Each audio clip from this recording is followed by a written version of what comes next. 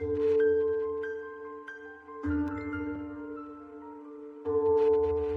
kept it from all but my very closest friends. And if somebody would say, "Where's your son?" I'd say, "Oh, he's in Texas and he works for the state." I actually wished that he was dead. That would have been easier for my son to be dead. When your son dies in my small rural community, people come over and they comfort you and they bring casseroles. They don't bring a casserole when your son's in prison for murder.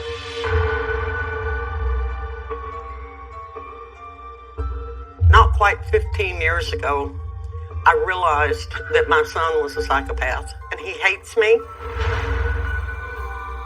I have no doubt that Patrick, if he gets out, will try to kill me. I have no doubt of that.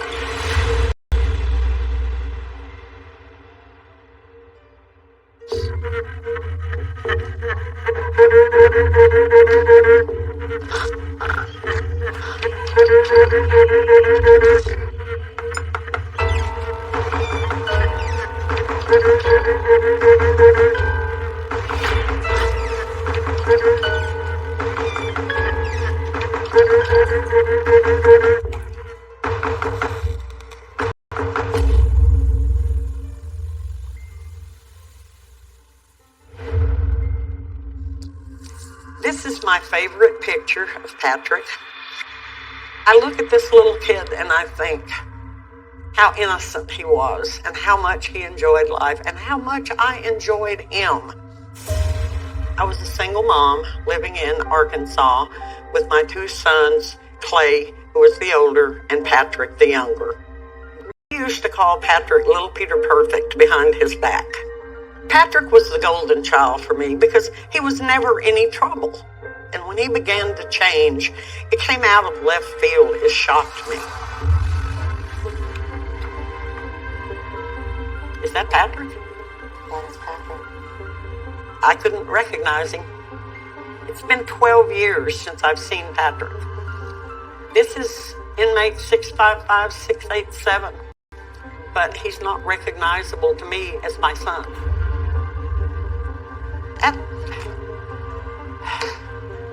That's a stranger.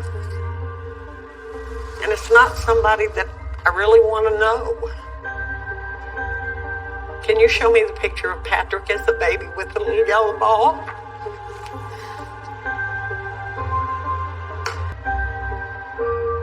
This was a perfectly innocent little baby. And this is Man the Monster. He's Charlie Manson.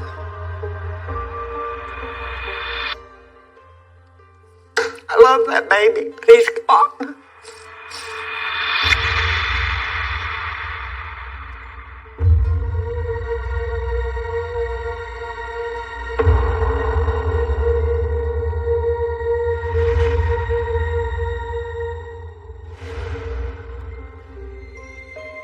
Patrick was the easiest kid in the world to raise until he was about 11.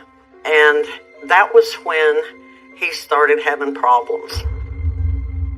We were pretty poor. I was living on child support, and Patrick asked me for a Walkman, which was a in thing for kids to have at that time.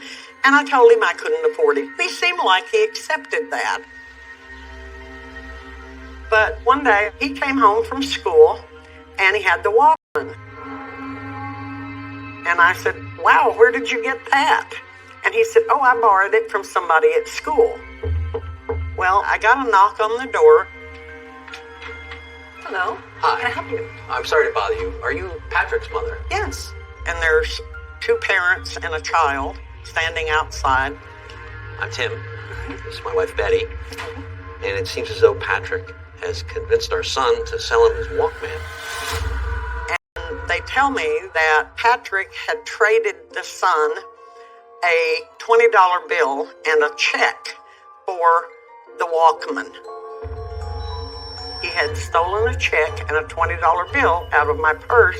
Patrick, would you come in here, please? God knows I was embarrassed that my son had done this. All right, Patrick, give James back the Walkman and apologize for what you did. Here. I'm sorry. Thank you. good day now. You too. After the parents left, I told Patrick we need to talk about this. What did you do? I didn't do anything. I didn't do it, was his response. I was furious at him for lying to me. They have my check with my name on it. And how do you think they I got said I don't know. But Patrick continued to deny that was the case. I was so angry that I didn't want to see his face. Just go up to your room. I don't want to see you for the rest of the night. Lying in the face of evidence.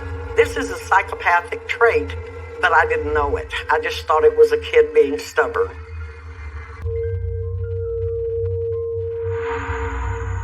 It was about 10 o'clock at night after I had spanked him and sent him to his room, and Clay went to bed. But then he came back out and told me that Patrick was gone, and I went into the room and the window was open. The screen had been knocked off of the window and Patrick was nowhere to be found. I was frantic, so I called 911 and turned out the county to look for him. And he was found about 7 miles away.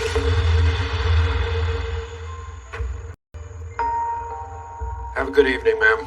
Thank you, officer. You too. When Patrick came home, he was still enraged and defiant. Patrick, don't you walk away from me. We're going to talk about this. He was looking me straight in the eye with this stony glare. Don't do it again. I'd never seen that expression on Patrick's face. What are you gonna do? Lock me up? That famous picture of Charlie Manson staring like Satan, that's the look. And among people who are familiar with psychopaths, we call it the look. And he said, you can't watch me 24 hours a day. I'll do it again, and you can't stop me. He would do what he wanted to do, and there was nothing in his mind that I could do about it. And that scared me to death, because I knew he was telling the truth. I couldn't watch him 24 hours a day. I was in college. I was working part-time, and so I tried to figure out a way to control him. And so I took him out of public school, enrolled him in a private school. My son went to church with me 3 times a week. He was taught responsibility and truthfulness. After a while, he went back to being little Peter Perfect again. So it kind of passed over as far as I could see.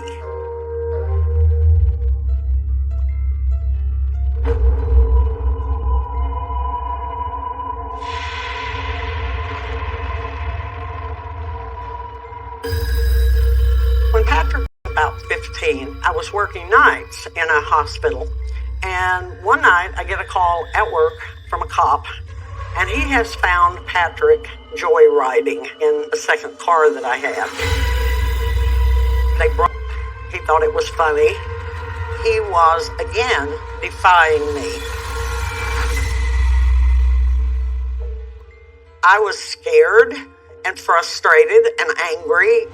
He could have killed somebody or killed himself. Now you listen to me. What you did was dangerous. I won't let you do it again. I said, okay, I have extra beds in the hospital. If you're going to pull this kind of stuff, I can't trust you. So here's the deal. For the rest of the school year, you're going to come with me to work. From now on, I'm going to keep a closer eye on you. And I'd put him to sleep in an empty hospital bed and then take him to school in the morning. So he had 24-hour supervision. And he didn't like that. The look he had in his eyes was so defiant and so angry that it actually made me afraid. It's almost, I would love to cut your throat. It's horrible. I didn't think he was going to kill me, but it was an absolute defiance.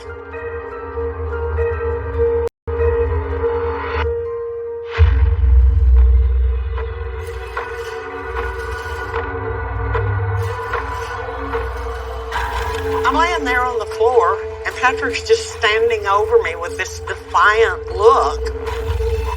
And I'm totally dumbstruck that he would do this.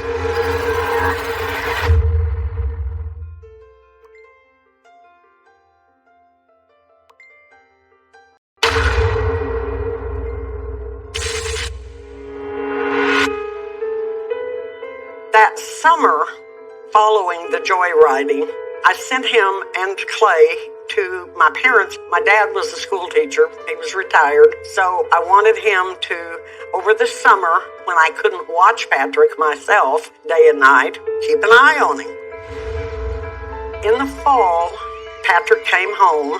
I wasn't taking him to work with me anymore. Things kind of went back to normal. And then he started roaming the streets at night.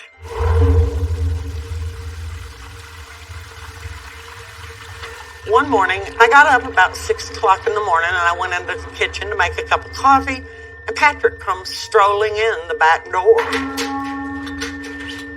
Patrick? And he'd obviously been out all night. You can't be out all night. You've got class in a couple of hours. So? I told Patrick that he could not be out at night. It was a school night, and I had no idea. And if you We got into a verbal altercation, and the next thing I know, he hits me. Oh! Knocks me to the floor.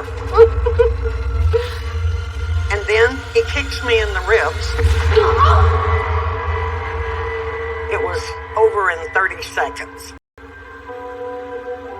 I'm laying there on the floor, and Patrick's just standing over me with this defiant look. I'll do what I want to do, and you can't stop me. And the next thing I know, he's out the front door and gone. And I end up with a couple of broken ribs. I just laid there for probably 5 minutes before I even tried to get up.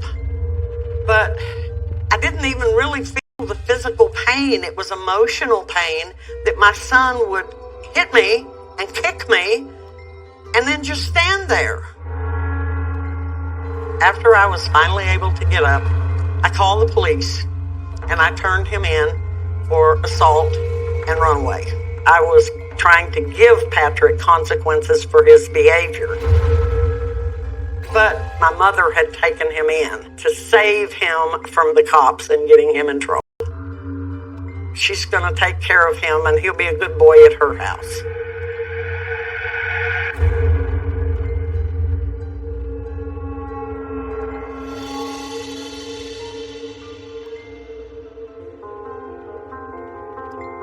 I thought that Patrick would be better with a man in the house, and so I was happy and excited for him to come home.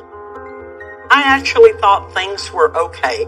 He was going to high school for his senior year, making decent grades, and I thought things were kind of hunky-dory.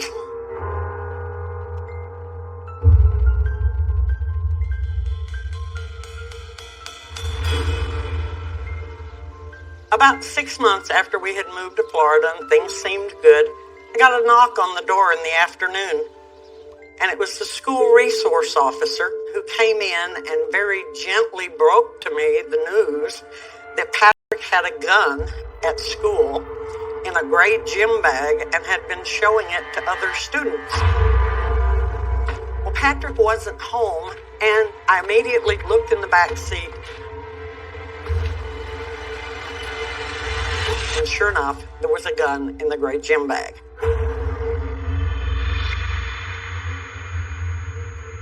There's no words for the fear, the pain, the frustration. I can't think of a word in the English language that...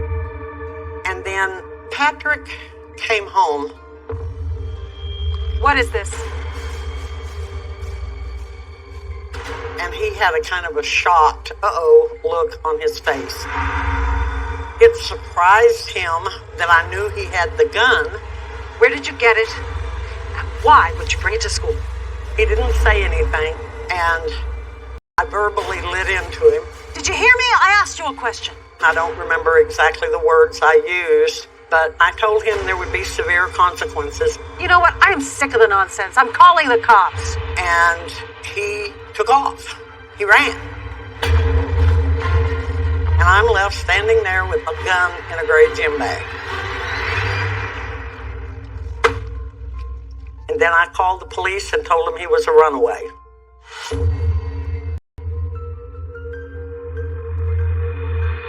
At this point, as his mother, it was like I was on a roller coaster. And each time it hit bottom, it was worse than the time before. But I couldn't let go of my fantasy son, the boy that I wanted him to be. And it was hard for me to accept the reality of who Patrick was.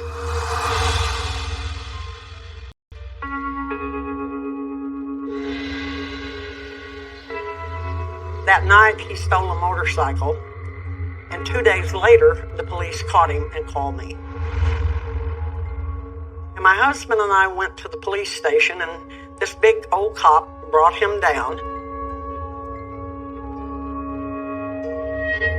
And Patrick looked at me with absolute contempt, and his words were, "What the took you so long?" It was like I'd been hit in the face with a bucket of water. He, I think, wanted to show me that he was in control. I was so mad, and I wanted to show him that I did have some control over him. And I turned to the policeman, and I said, "There's been a mistake. This boy looks like my son, but he can't be my son because my son wouldn't talk to me like that. Take him back." And my husband and I turned and left. And I got a glimpse out of my peripheral vision of Patrick having a totally shocked look on his face. That was totally unexpected on his part. I got home and the telephone rang, and it was Patrick. And he was crying, wondering why I had not taken him out. We went to court a few days later. He got probation, mandatory counseling, and a curfew. He wasn't 18, so they released him to me, and I brought him home. I was so tired of dealing with his things one after another that I almost didn't want to take him back. But I felt like I had to. I was his mother.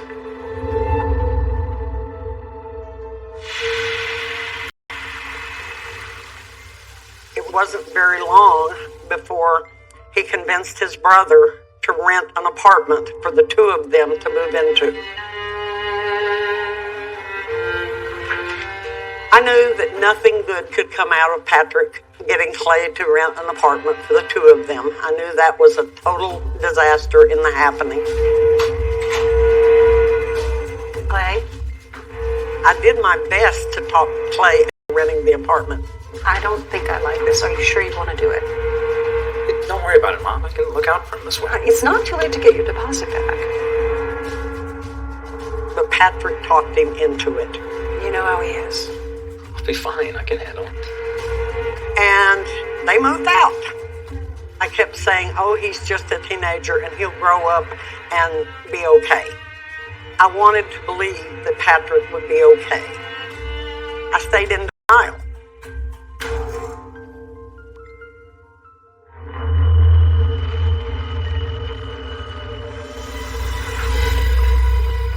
I wanted to throttle him for doing something like this, for being so stupid.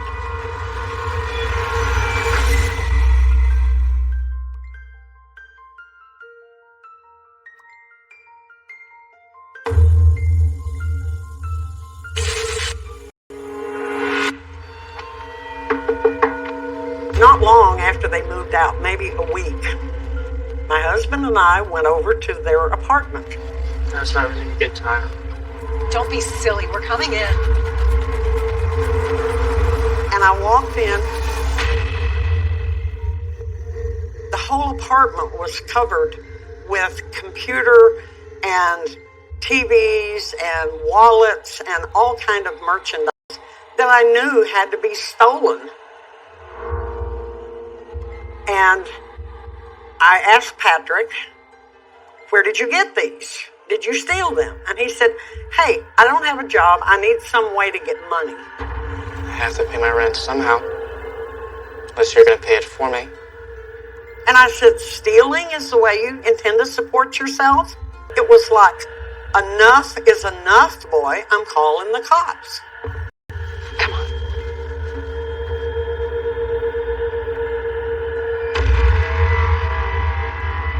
We talked about me turning him into the cops years and years later. And he said, you shouldn't have done that to me. You shouldn't have turned me into the cops. And I said, what should I have done? I was trying to teach you a lesson to stop you from destroying your life. And he said, I don't know, but you shouldn't have called the cops. You shouldn't have betrayed me.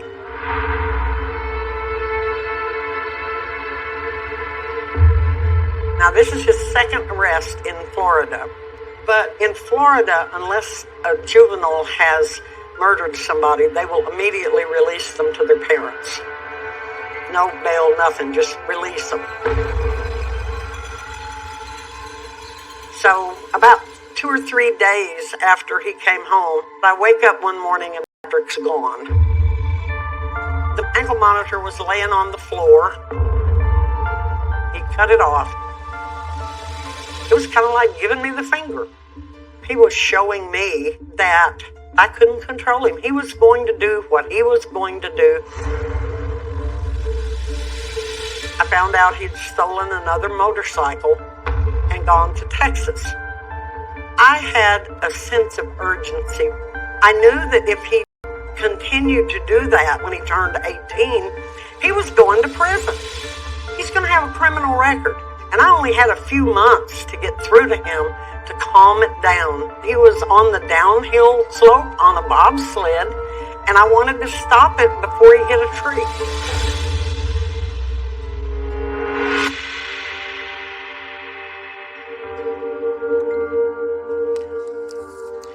This is my son, the felon.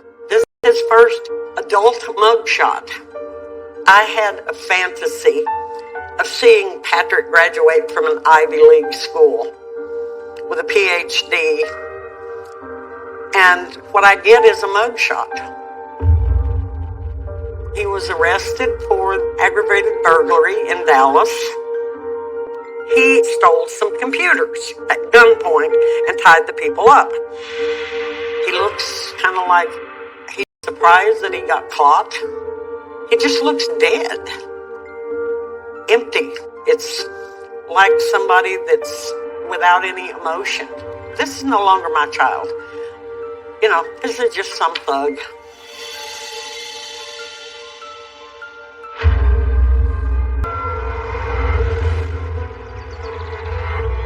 A few months after Patrick got out on parole, he came to visit us. He came in and he asked me, do you know why I didn't come home? Bet you want to know why I tried to stay in Texas? All right. Why don't you tell me? And he looked at me and said in a very hateful voice, I didn't come home because I knew if I got into trouble, you would turn me into the cops. And I said, you got that right, boy. Nothing has changed. I want you to get your life together, so stop giving me reasons to turn you in. He just kind of huffed and walked off. And basically that was the last I spoke to him that visit.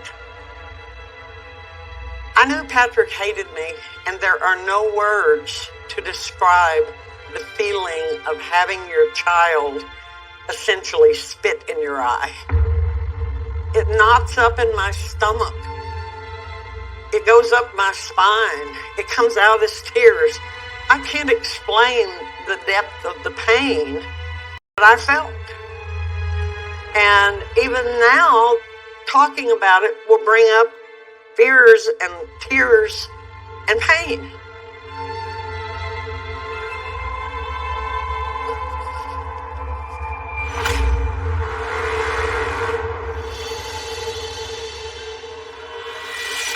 For 3 days, Tarrant County lawmen searched through a wooded area in North Fort Worth. Nothing would have prepared me for what was to come next. Nothing would have prepared me for Patrick becoming a killer.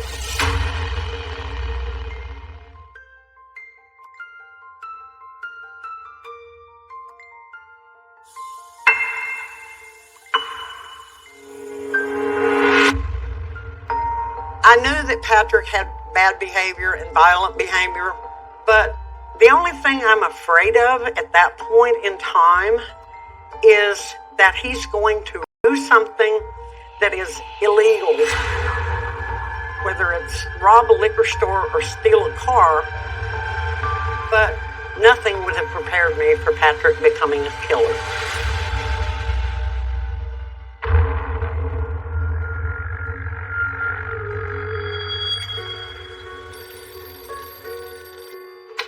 Hello? I picked up the phone, and it was a detective from Dallas telling me that my son Patrick had killed a girl. At that point, I melted down, totally melted down. I screamed like a dog who had been shot with a shotgun. It was my worst fear. I was grief-stricken. I was in denial. I was in sadness. I was in anger. I felt every range of emotion that the human can feel.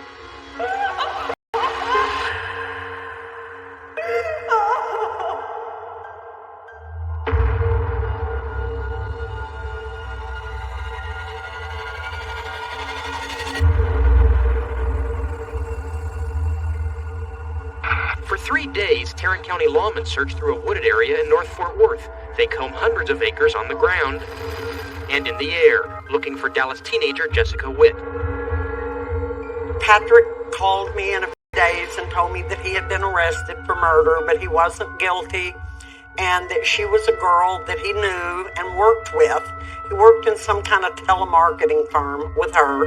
She was reported missing from her apartment in Northeast Dallas January 20th. Her parents say she left with a friend, and the parents say that friend told their daughter's roommate he killed Jessica. They didn't have Jessica's body. They didn't know where it was. And so I wanted to believe that he didn't do it, but I was afraid that he did. Police arrested the suspect on a parole violation, but still with no proof of murder. I couldn't believe anything he said.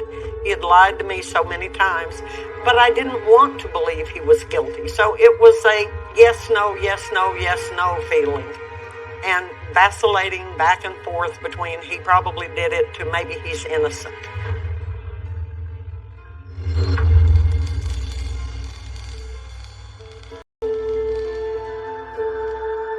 While he was in jail on parole violation, he called one of his ex-convict friends and told him where to find the body and to please go move it. The spot you're looking for is directly in line with the tower.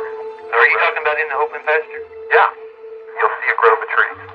Between the road and the tower. It's a small grove. There'll be a tree falling over in front of you. You know what I'm talking about? A point you need to be. All right. I don't know how stupid Patrick could be, how unsuccessful somebody as smart as he is could be to make a telephone call that he knows is monitored to some other guy and tell him where the body is and go move it. The main thing is, if you can't find it tonight, I know. If I go out there now all day. No, for goodness sakes, how stupid. Any person with an IQ of 50 would be a more successful. If they find it, I'm gone. It better be good. Well, all right. And I'm counting on you. This is my last dog. All right.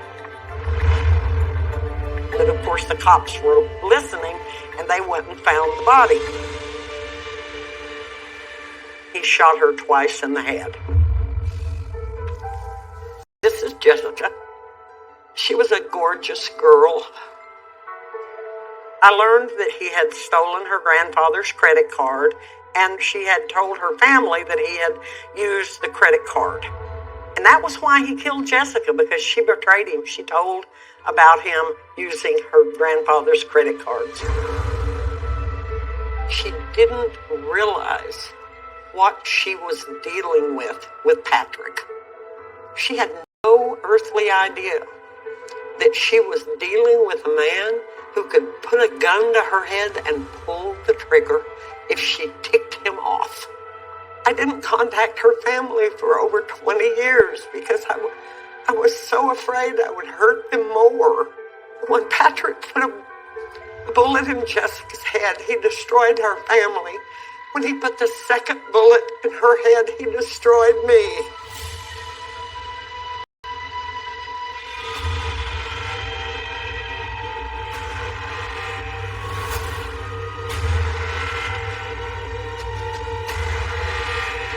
I was absolutely terrified that Patrick had sent this man to kill me.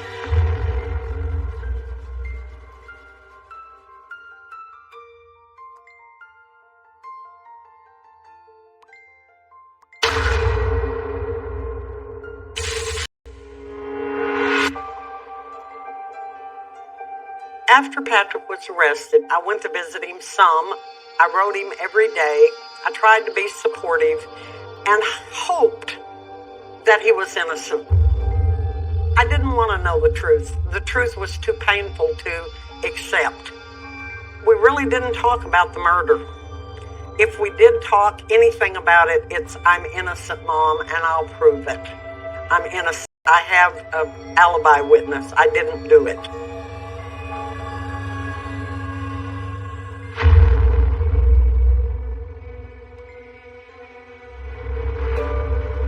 I was crazy in grief. The pain deepened, the shame deepened, and I felt alone. I felt like a failure, a parent. I would have drained every drop of my blood. I would have sold my soul to Satan. Anything to straighten Patrick out.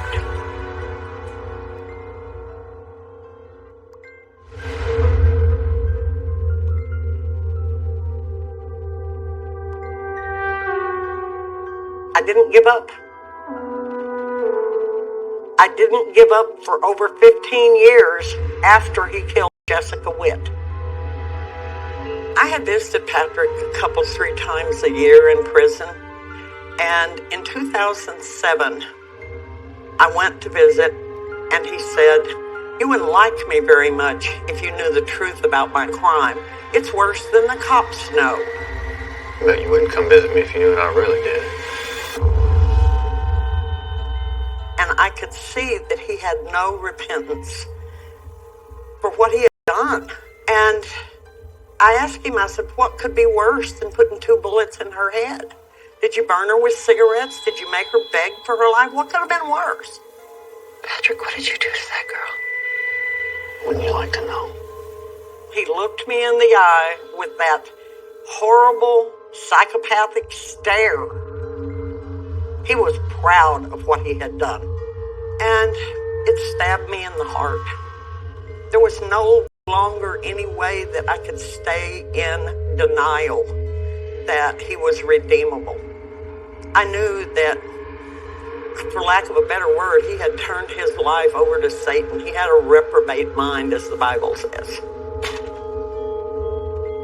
When I walked out of that prison, I was done with Patrick.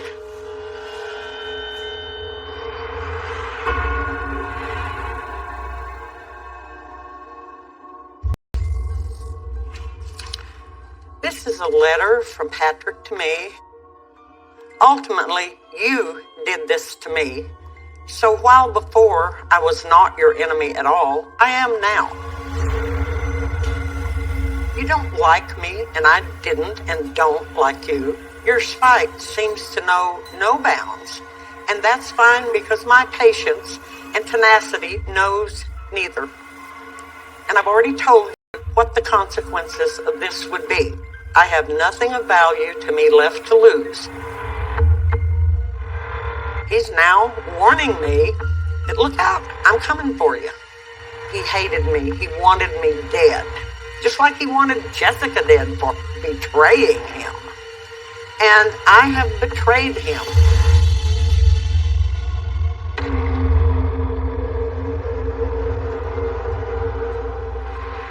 He's looking for a small rental property. He heard that I had one. And after he moved into the house, the next thing I know, the phone lines were being cut, the water lines were being cut. And he starts to very vaguely threaten me. I was absolutely terrified. I find hundreds of letters from Patrick to this man telling him how to manipulate our family, and I dubbed him the Trojan horse. He was a former cellmate of Patrick's, and Patrick had sent him.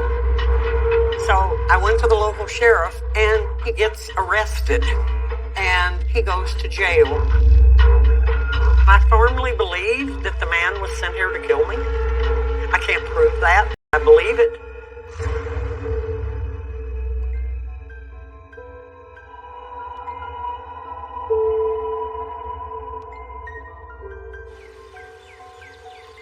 I left my home because I didn't feel safe. I didn't tell anybody, even my most intimate friends, that I was gone.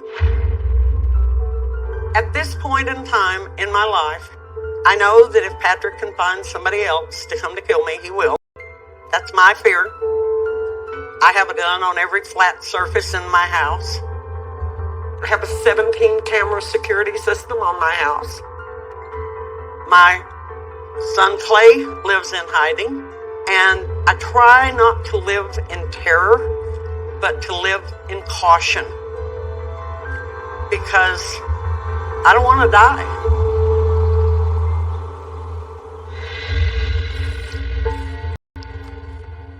I have no doubt that Patrick, if he gets out, will try to kill me. I have no doubt of that. And so Jessica's family and I decided to work together to keep Patrick behind bars. I don't think that Patrick should have been given life with the possibility of parole. I think he should have been given life without parole, or that he should have been executed. He has no compassion. And without compassion, you're not a human being.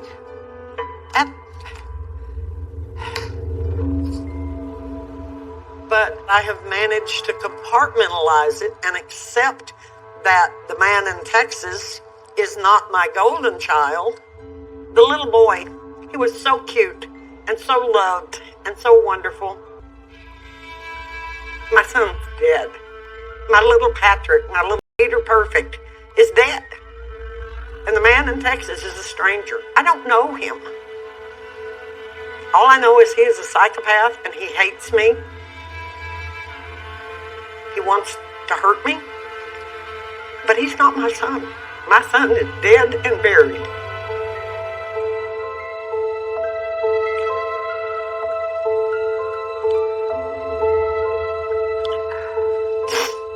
It's the only way I can handle it.